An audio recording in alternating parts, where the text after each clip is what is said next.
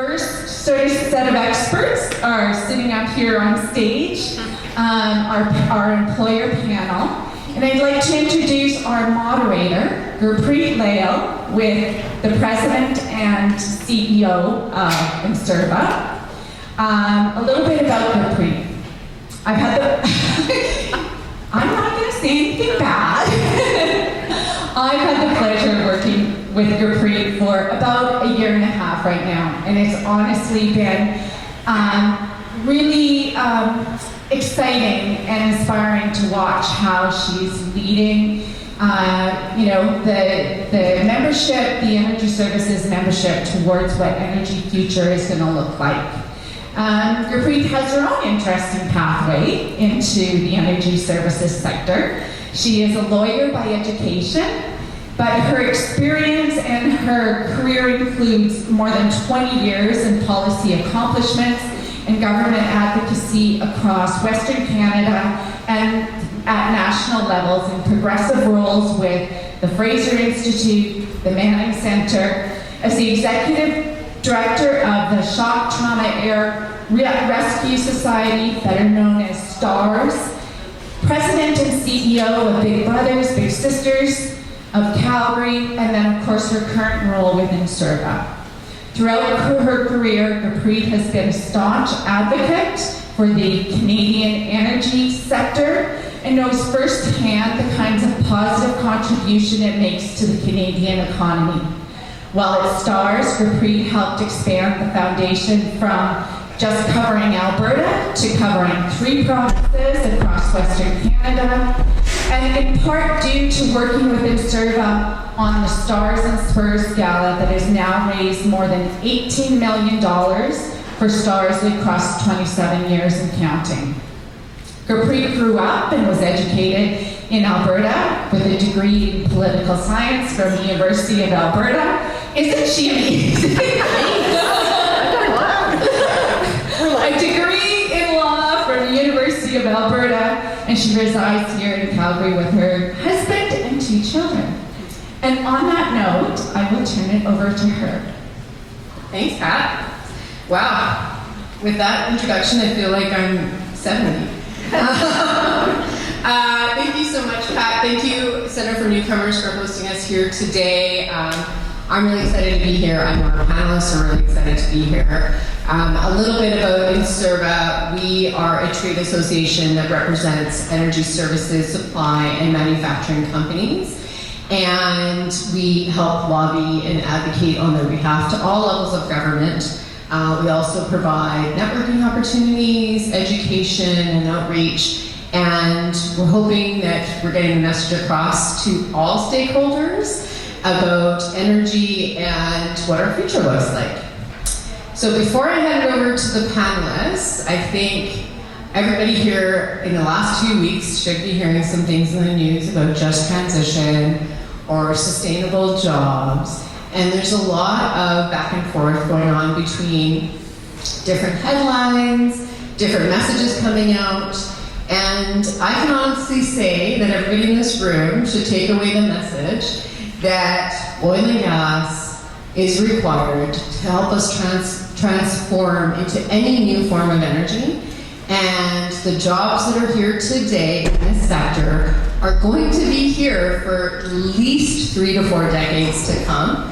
So we're not going anywhere. And in order for us to work as a community, as an industry, in helping to get to net zero, we need jobs today. We need people today. We need talent like you guys today to help get us there into the future. So, with that said, I'm going to let the ladies introduce themselves here today. I've never just had a panel of women. This is fabulous. And the women patch is quite diverse. Just saying. So over to you, Cassidy. Perfect, thank you so much. So my name is Cassidy Hammonds. I'm a recruitment specialist with Precision Well Servicing. I'm based out of Atchison, which is just outside of Edmonton. We have a number of career opportunities available right now for entry level all the way to experienced drillers and operators.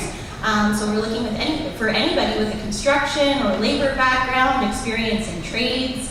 welders, we have pipe fitters, we have mechanics. Everybody is coming out to try these roles in energy, and they're really enjoying it because of the career progression that we can offer. So that's a little bit about what Precision has to offer for you, and I'll pass it along here to Susie. So after all this is said and done, we're going to be arm wrestling for people. Because we're going to continue to repeat what all we need in the oil patch. So Sanjel Energy Services. So again, we're looking for people that want to work out in the field, get that boots on the ground type of experience. We provide all the training. When you research all the different opportunities within the oil patch, there's so many, and it's so good to see that this sort of venue is actually occurring today. So, having that conversation with us, whether we're able to employ or not employ, but give you that guidance, start that networking for yourselves. I think that's basically the foundation for a lot of this, is just to start to understand from the oilfield services side of things what we do, how you can get in there, or at least find that direction to see where you can find an opportunity for yourself and where you can apply some skills and develop some skills, and then, like Gurpreet said, have a career, a lengthy career, because, like you said, oil and gas is going to be here for quite a while, and especially in Alberta. So again, we're looking for people that are here for the long haul. So, Good afternoon. My name is Kim Lamoureux. I am the Director of Recruitment for Flint. I've been with the organization for 5.5 years. I have over 23 years experience in midstream oil and gas companies. So to elaborate what you said, oil and gas is here to stay. So to give you the type of volume that we recruited last year was over 2,000 people. 90% of what we hire today are skilled trades. We want entry level all the way up to, we'll be arm wrestling, pipe fitters, welders, skilled trades. The other 10% is we hire within our functions. We have human resources, hiring and recruitment. We have IT, we have supply chain, we have finance. So 2,000 people we hired. It was the largest turnaround and that we've ever done in all of Flint. We did 32 turnarounds. So we peaked in 1 month at 1,100. So just to kind of elaborate, it's say yes, take that chance. We have a lot of career training programs. We have an Emerald program. We can talk more about it. That it's free training. We want you to start off as a skilled trades at general labor. Why we say general is because you're going to want to possibly be indentured. So either in electrical, welding, mechanical, and we offer that. So we will indenture you. So yes, come chat with me. We need people.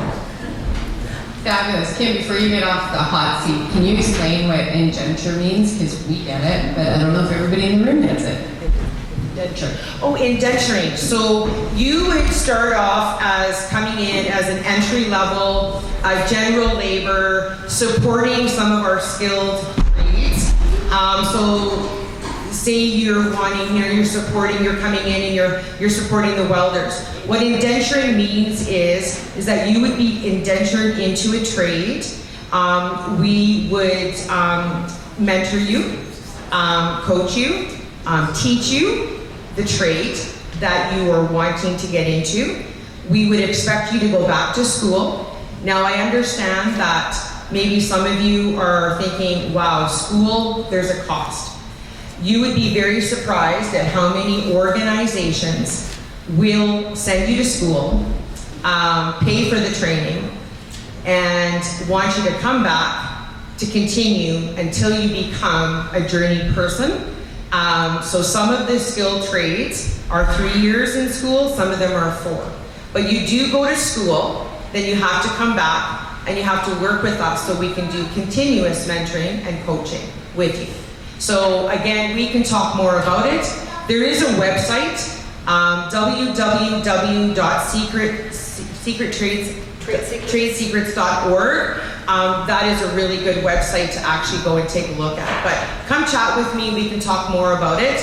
But to give you an idea, we indentured, we're talking general laborers going right into like new first years, over 225. So we do offer that as well. So we welcome you. Fabulous. So, before I dive in, Enserva was part of another labor event held at the Genesis Center, and we had a lot of young people, a lot of newcomers coming in. And the first question everybody said was, well, I came from Pakistan with a certain degree, how do I put my degree to use? Or, I came from the Philippines, I have a lot of education, but I'm not getting any jobs. And what I'd like to say and inform everybody on is the oil patch or the energy sector, especially the service sector, is phenomenal for opportunity. And I can see that firsthand. We have a lot of members who are the CEOs today were started off at entry level 10 years ago. So I've had an opportunity to meet a lot of them and to say, okay, let's talk about your career projection.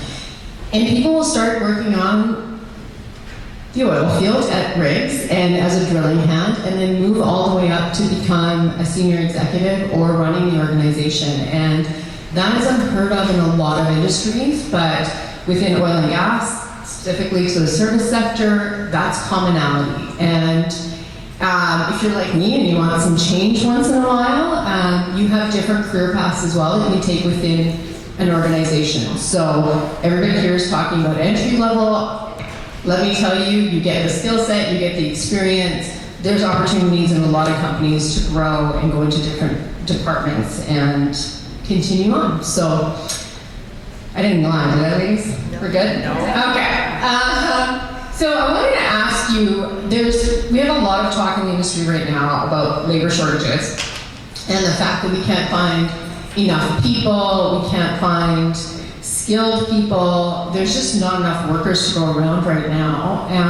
What kind of jobs are you looking for or hoping to fill in the near future? For us in Sanjel Energy Services, so right now we're looking for Class 1 drivers. If you don't have a Class 1 driver but you have a valid Class 5 license, we will put you through melt training, it's called. There is actually a government grant that us as employers will get money back, which is great.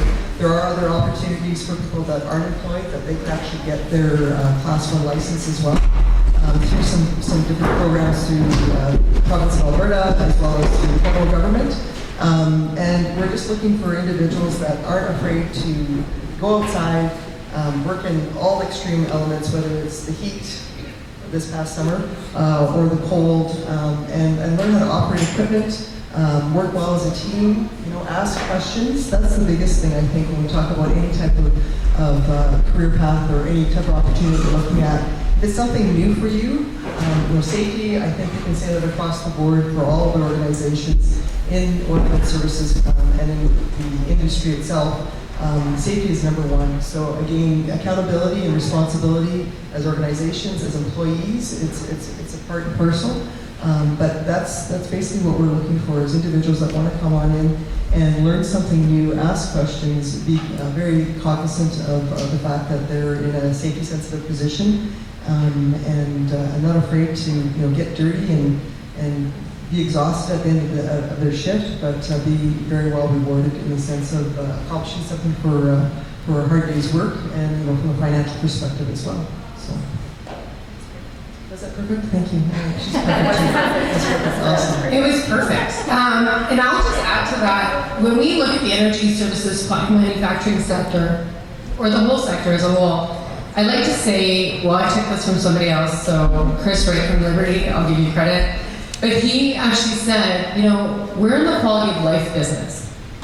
And that actually was an amazing statement for him to make because it's so true. What the energy sector does for Canadians as a whole is provide us with the quality of life that we are used to today. So being part of this industry just makes you feel that much better, that this is the business that we're in and we need more people to come join us so that this can continue on into the future.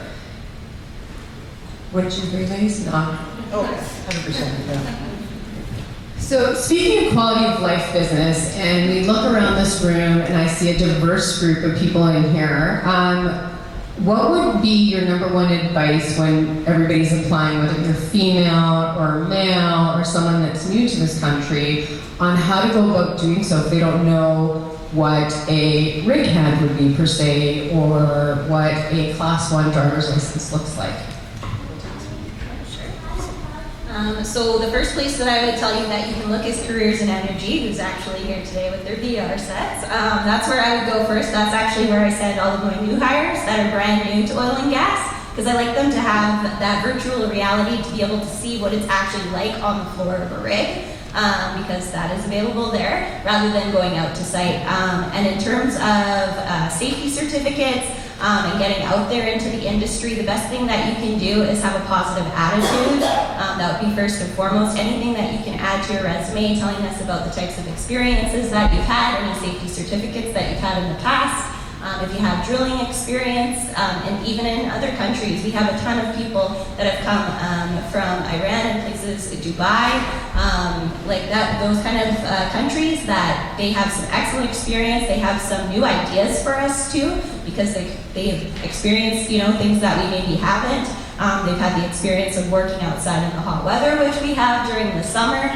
So anything that you can provide us that gives us a really diverse understanding of your background, I would say that's number one. And having lots of safety certificates, because that's the next thing, is making sure that we're all performing our work safely so that we can go home at the end of the day. So that's good. Perfect. Anybody else? No, it's good.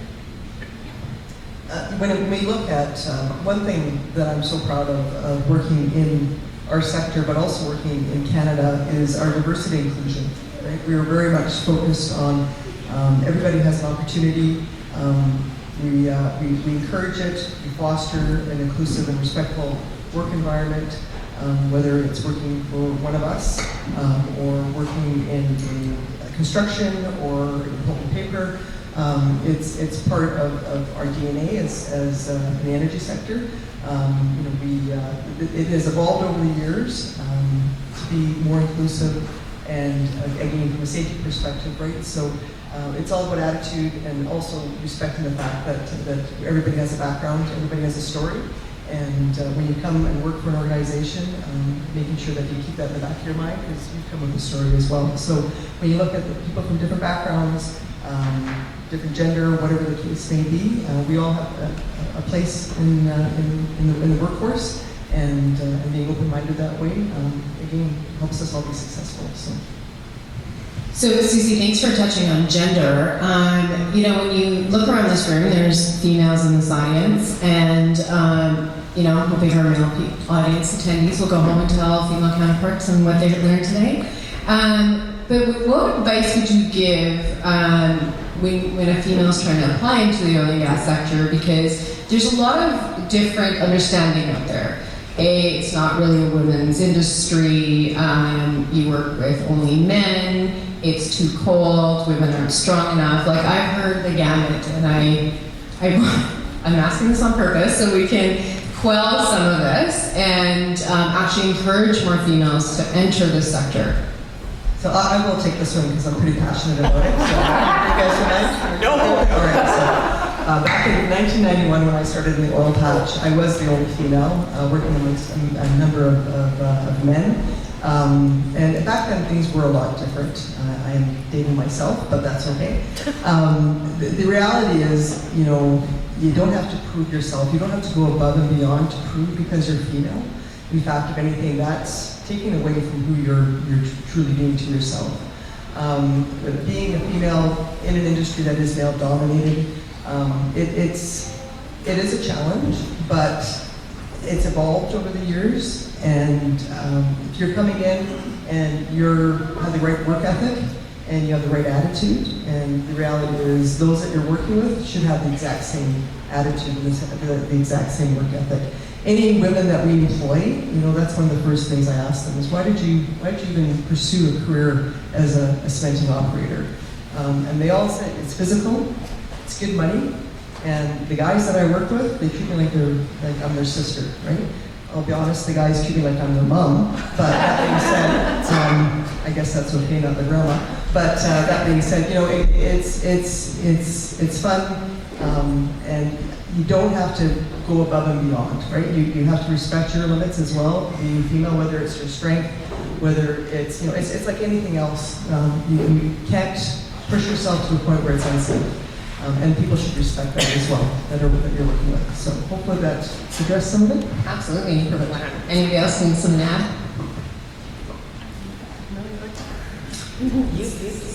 I took it. All right. This is the benefit of having an all-female panel. Everybody's conciliatory to themselves. It's great. So now just switching gears a little bit. I don't even know if this is a question that the audience has, but it's a question that I like to make sure that everybody hears, especially if you're new to the country, new to the industry, new to the city. When it comes, there's so much talk about oil and gas jobs and people coming into the sector, and we talk about, you know what, when you come in, it's good money, it's hard work, but what does that exactly mean, that it's hard work but good money? Go ahead. Come on, Kim. We'll spread the So love. it's hard work. I mean, I think what people think is that, okay, I got to climb up the ladder. But I can tell you that, take some of those risks. It's hard work. It's gratifying. But the number of people that we have in our organization that has started out as a green hand, very new, has worked their way up to area managers, to CEOs, to our vice president. Folks that have started digging ditches are now running our organization. That, to me, I get goosebumps. When I started off as a recruitment specialist, recruiting laborers. I now have grown in the industry, a female, and I'm director of recruitment, have 23 people on my team. I promote from within, and what we're really promoting this year is organic growth. For every one person that we hire, we lose 3 because they're retiring. So work hard. There is so much room for growth, and for everybody that's retiring, we need newcomers. We need new people into our organization to help us grow. So it is hard work, but it is so self-fulfilling and so gratifying. And it's proud to be working with some of these individuals that were an estimator and now is my COO, which is Chief Operating Officer. So. Yeah, I guess I can touch on that a little bit too, because a lot of our executive suite as well has started their career on service rigs. So our VP of oil, of the well servicing division, actually, he started out in the field as a floor hand, probably back in the 80s, and he worked in the field for probably about 30 years, and now he's sitting here in Calgary in a beautiful high-rise in his amazing office with these incredible views. And it was because he was able to build his way up. He always had a positive attitude. That attitude and the way that he can even bring us newcomers into the industry, it's really changing the culture out there too, because we all have these aspirations and goals, and seeing somebody up top that has been able to do that successfully, it just trickles down, and we all want that for us, and we're excited to help others to build that for them too. Fantastic. So, if we look at geography, and we're sitting in Calgary, but when you look at jobs, where are you guys looking to hire? So, from a geographical footprint, oil and gas is across the Western Canadian Sedimentary Basin, right? So you're looking from Manitoba up to northeastern British Columbia. So for us, we have a very large geographical footprint. So Alberta is our main stakeholder, I guess is the best way to put it. But we do have locations in Saskatchewan and northeastern BC. Mind you, our equipment's on wheels, so we will travel. But wherever the drilling activity is, we're not just focused on the oil sands projects up by Fort Mac, but we're spread out across a whole bunch of different areas that the production companies like CNRL, Synovus, InPlay, all those companies are focused in. So we do expect people to be able to go to location. to be able to go to their assigned district and get themselves there. And we're fortunate enough right now in our organization to provide accommodations and help out from a travel perspective, from financial burden that might cause as well. So yeah, from looking at it from a Canadian footprint, out here in the Western provinces is where we're mainly focused. Just to clarify, when you say you're willing to help with travel and accommodations, what does that mean?